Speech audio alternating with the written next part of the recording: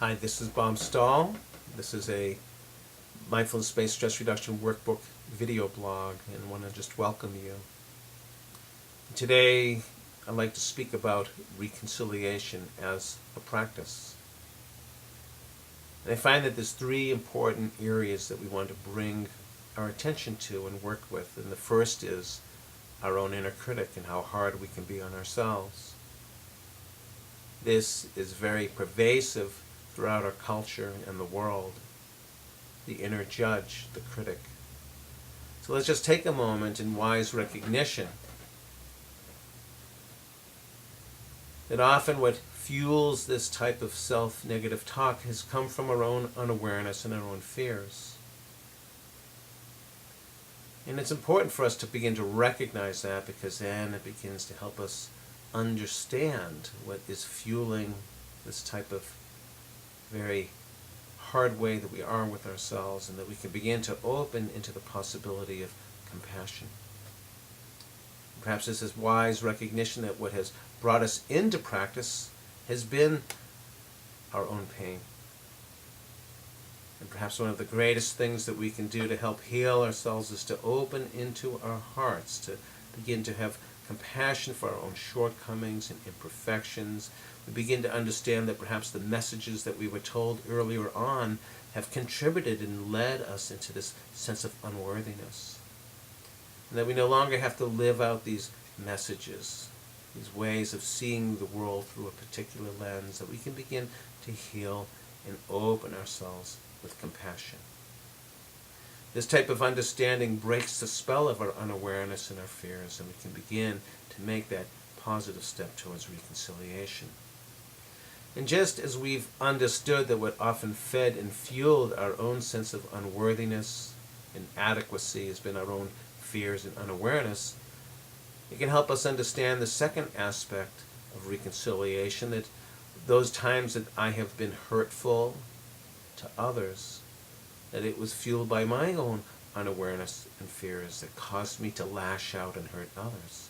So in the second aspect, may we open now with our own hindsight wisdom and understanding to the second aspect of reconciliation, of those times that I have been hurtful to others.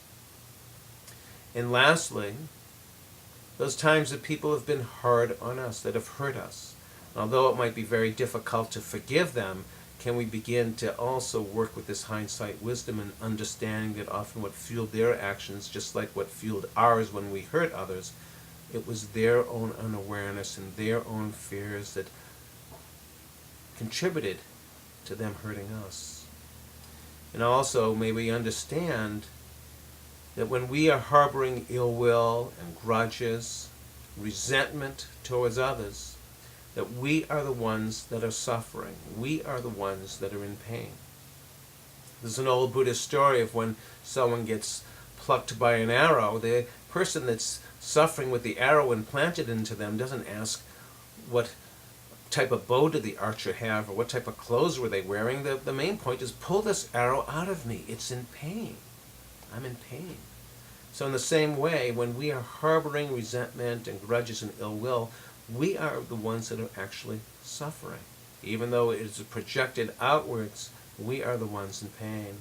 And this type of understanding can help support us to begin to neutralize the resentments, the grudges, the ill will that we're harboring on others, and then the understanding of often what even fuels actions that cause pain is from one's own unawareness and fears. This type of understanding can help support us to open into compassion and deeper reconciliation and understanding.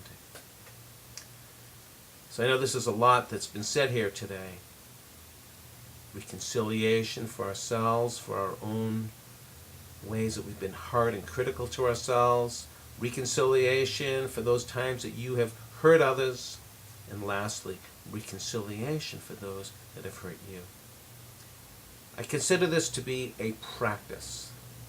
And so let us be easy with ourselves. I know it's not easy to experience reconciliation, but in the same sense that as we recognize how painful it is to carry around our own woundedness, our own resentment, or grudges, may we all discover the gateways into our own hearts, and may we be at peace.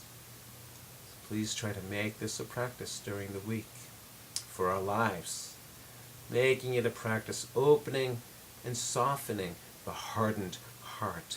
May we all be at peace. So thank you very much, and if you'd like to write anything on our wall in the community page or in the discussion board to discuss these practices of reconciliation, please feel free to comment, and may we all be at peace. Thank you very much.